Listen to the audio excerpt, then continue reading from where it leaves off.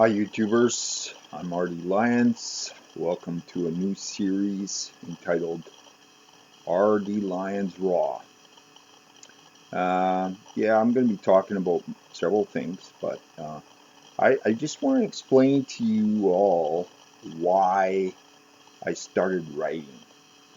The reason why I started writing is I wanted to make people aware of the things in the world. Um, the wonderful things, but also the hidden things and the secret things. And this is, I believe, is part of my past life experiences. We can go back to when I was a child. I played a lot, I climbed a lot, but the thing is, the strange thing was when I met someone in Vancouver. His name was, let's say his name was Paul. His name was Paul, anyhow. He mentioned some name that I never heard before. uh, Shuriken, right? Shuriken. He said like Shuriken. That's the way he said it, right? And I was saying, wow, you know, I've heard this somewhere before. I know this, right?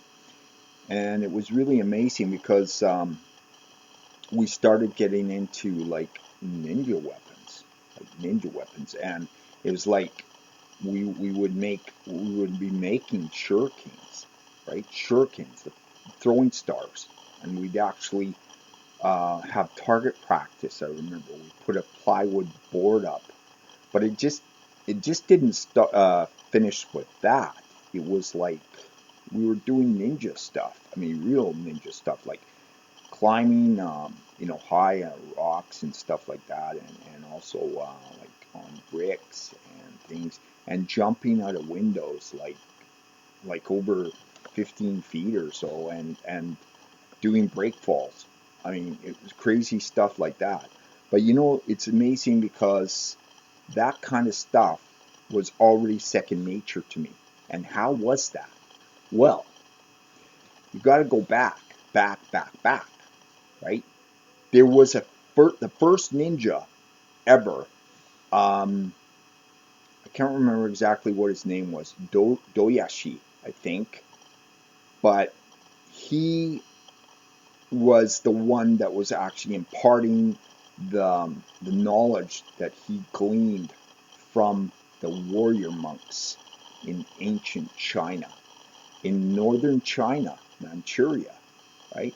So they had the secrets of the art of war, and they wanted to share those with the Hainan, or the ones that came over that escaped the shogunate rule. It was just a harsh, brutal rule. They were killing people, burning total villages, and that because people were hesitant to join their conscripted wars as samurai, right? Because these samurai, they were basically the henchmen or the pawns of the shogunate, the guy that set himself up as a military ruler, which he was actually from. Um, he was from the how do you say it? There's the daihimo. Daihimo is the warlord class, right? So this guy set himself up as a shogun, so he became god. Like he made the decisions of who would live and who would die, according to their belief, or their attitude, or their actions in uh, being conscripted for war, right? So yeah, so what I'm saying is that this is the background that I found myself in, and also, like, really, I am, I believe, a reincarnated past past life ninja, probably a ninja clan leader. I would say somebody very important, because I've had recurring dreams of many things. When dangerous things, mind you, very dangerous things, mind you, you must know that through past life you inherit certain things, certain skills, certain knowledge, things that may save you in this life. And this is this is what has happened to me many times before. I even wrote True Shinobi Secrets. It's actually the true account of ninja and why they appeared, why they had to appear in Japan. And where's the connection with me to the ninja clan? Well, there is. There's a huge connection. And I think it was like one of my past lives. And who knows? Maybe I was Daioshi. I don't know. He was a very influential ninja because he taught basically everybody else in jutsu the art of war and the art of super spying. And when they came back and they learned all these arts, all these strategies, there's actually 18. They actually became a different people. They became fearless, confident, courageous, brave. They knew how to decimate the enemy even before touching them, right? So another thing is with ninja has been um, totally misunderstood, totally dragged through the mud. They are in fact folk heroes because if they didn't come along in Japan, there would have been still a feudal system there, and it would have been a horrible thing because it would have been like, a lot more people would have died, right? So they had to take out these warlords because these were the daihimo. Um, I'm probably not saying it right now, but that's the way it is. So now getting back to why I write. I write because I like to share things with people. I like to share new things that are quite maybe not known to the majority. I also write because I have a passion for writing. And ever since I was in um, junior high, I'd write stories about animals, about save, you know, a savior story, uh, you know, well, something like Free Willy, maybe. I don't know, but not so much like a whale, maybe a wolf or something like that.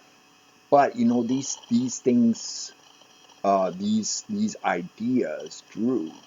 So I believe that my father, who was a storyteller, he definitely, I he gave me these abilities to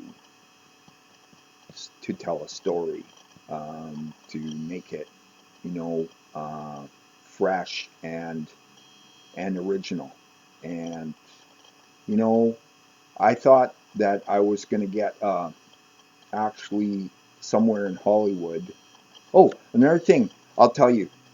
The reason why these agents want you to sign a waiver if you have an idea with a movie or something, well, they want you to sign that waiver so that if they decide to steal your idea, you have no legal recourse. Okay, so I remember back in the day, 2010, I was talking to agents in Toronto and that about my story, Shuriken, Super Ninja, and the Black Ops on terrorists, right? Because he was the first commander of the boot force. Okay, this started in 2030. So this is the beginning of Shuriken. The first book starts where the director, um, there's a director of the HIF. He's like the big handler.